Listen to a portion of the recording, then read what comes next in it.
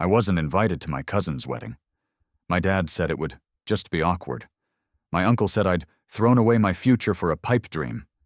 No one knew the speech that made everyone cry that night, the one that stopped the music and made even the groom tear up, came from the platform I'd built in my garage. Subscribe for more real stories that hit deep and stay with you. My name's Eli Martin, I'm 34, and I live just outside Portland, Oregon.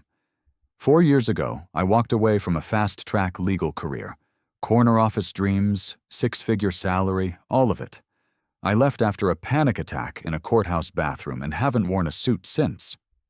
Now I run a small online platform called Echo Words, a digital tool that helps people record and share personal tributes, stories, and letters, especially for life events like weddings, funerals, and birthdays. It started as a way to process grief. Now it's growing quietly, but not everyone knows I'm behind it. The text came while I was meal prepping chickpea stew for the week. "Hey Eli, just a heads up. Dad doesn't think it's a good idea for you to come to the rehearsal dinner." It was from my cousin Maddie. Apologetic, with that soft emotional buffer people use when delivering a blow they didn't throw. I stared at the message, phone hovering above the cutting board. It wasn't surprising. After I left my law firm, my family acted like I'd joined a cult. My uncle, Maddie's dad, was the worst. A senior partner at a big firm downtown, he still introduced me as our family's dropout when he wasn't pretending I didn't exist. I typed out, "All good, I understand," then deleted it. I typed, "Wow, okay," then deleted that too. Finally, I just sent a thumbs-up emoji. It felt sterile, like a receipt. I looked at the RSVP I never sent. I didn't need a seat. I'd been invisible for a while now. Still, something in my chest curled tight. I'd been working on something I thought mattered. But to them, I was just the family disappointment who quit law to make apps. That night, I stayed up until 3 a.m., editing one final voice submission from a woman in Kansas, recording a tribute to her late mother. The platform was quiet, but people were using it. The garage didn't have heat, just a space heater that whined like a sick dog. But it was mine. My desk sat between boxes of old law books I couldn't bear to toss and a pegboard wall I used for planning Echo Words. Most of my gear was secondhand, a $200 mic setup, a battered MacBook, and a tangle of headphones. I started Echo Words after Mom passed. She'd been the only one in the family who never pressured me to go back or get serious. At her memorial, I was too wrecked to speak. But weeks later, I recorded the words I should have said. And something shifted. It felt real, necessary. I wanted others to have that chance, especially people like me who freeze up in front of crowds or can't fly across the country for a funeral or a wedding. Every day, I'd review submissions, wedding toasts from shy sisters, birthday messages from military dads overseas, even final letters from hospice patients. People trusted the platform with things they couldn't say out loud. Still, no one in my family had used it. No one had even asked what I was working on. The morning of Maddie's wedding, I woke up earlier than usual. My phone buzzed with family group chat pictures. My dad in a rented tux, my sister with curls pinned back and a wine glass already in hand. Maddie looked stunning. Timeless dress, sunset behind her, like a Pinterest board sprung to life. I wasn't tagged in any photos, of course. I wasn't even in the chat anymore. Just saw the previews through messages forwarded from my sister. I tried not to care. Instead, I buried myself in work. A new submission had come in, someone wanting help editing a wedding tribute. That wasn't unusual, but something about the name in the request hit me. Jason C. Location. Portland, Oregon. Event. Wedding toast for my girlfriend's cousin Maddie. I stared at the screen. Girlfriend's cousin. Maddie. Jason. Maddie's fiancé's best man. I remembered hearing his name in passing, back when I was still part of the planning. He had no idea who I was. Just found echo words through a Reddit thread on public speaking anxiety. He wanted help sounding less robotic. Said he had a story to tell but didn't know how to say it right. I hit record and left him a personal walkthrough. Didn't say who I was, just helped him get the words right. 2 days after the wedding, my inbox pinged. It was Jason. "Hey man, just wanted to say thank you. Your notes helped more than you know. I ended up getting a standing ovation. Maddie cried. Her uncle cried. I've never seen her aunt cry ever. People kept asking me where I learned to speak like that. I told them I found this site, Echo Words. You're doing something real here." I read it 3 times. That night, I finally let myself click into the wedding live stream archive.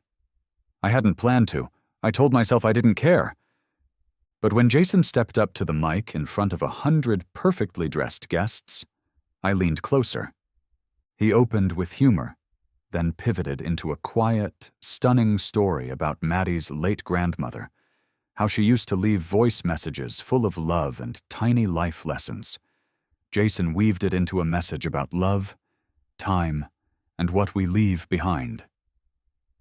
It wasn't my voice, but it was my rhythm, my structure, the exact cadence we'd worked on. And then Maddie whispered something to her mom. "He sounds like Eli." My heart stopped. 3 days later, I got a call from my dad. Not a text, a call. I almost didn't answer. "Hey, Eli, you free for dinner Friday?" I blinked. "Dinner?" "Yeah, your uncle wants to talk. Says he's got a question about your, project thing. Echo something?" My chest tightened. My dad sounded like he was chewing nails, trying not to sound impressed. It was like hearing a robot try to apologize.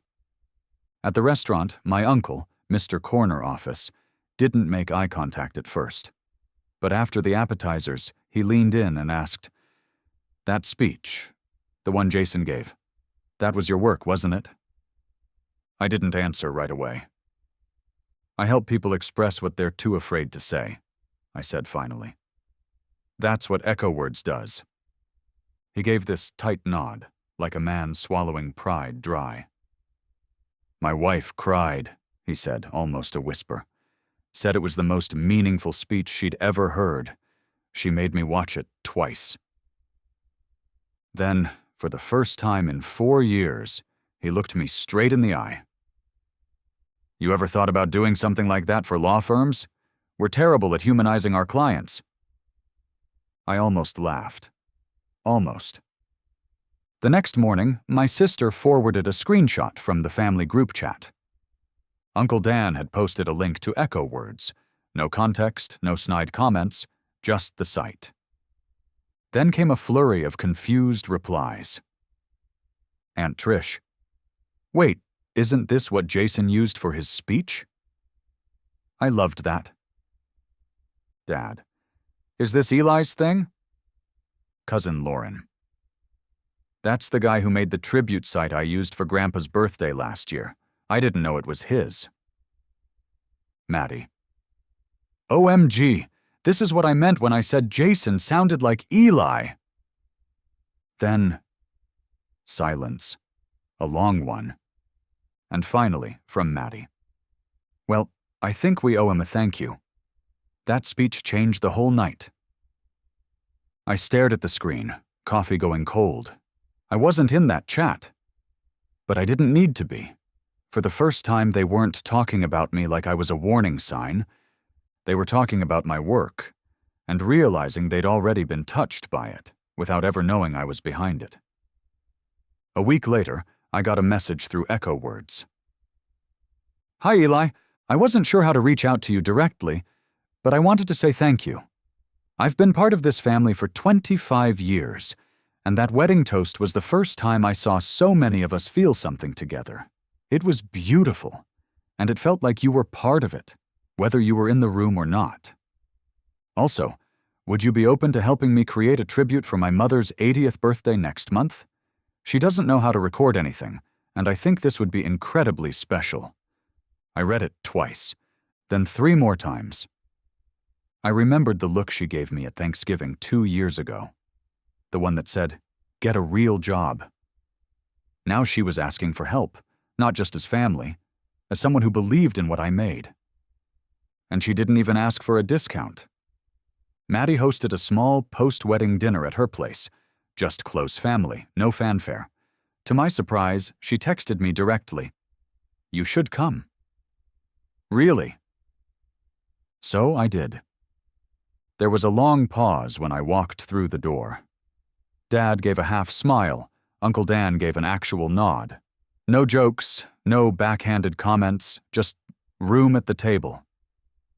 As the night wound down, Maddie tapped her glass and stood up.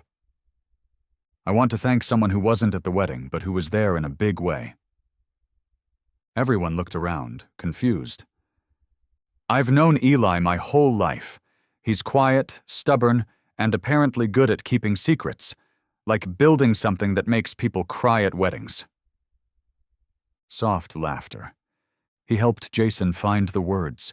He's helped people say goodbye, say I love you, say everything they can't say out loud. And I think that matters more than anything a law degree could do." She turned to me. "Thanks for making the wedding better, even if you weren't there. You always knew how to show up, even if the rest of us didn't always see it." My dad raised his glass. My uncle followed. And for the first time in years, I spoke, and every face at the table listened.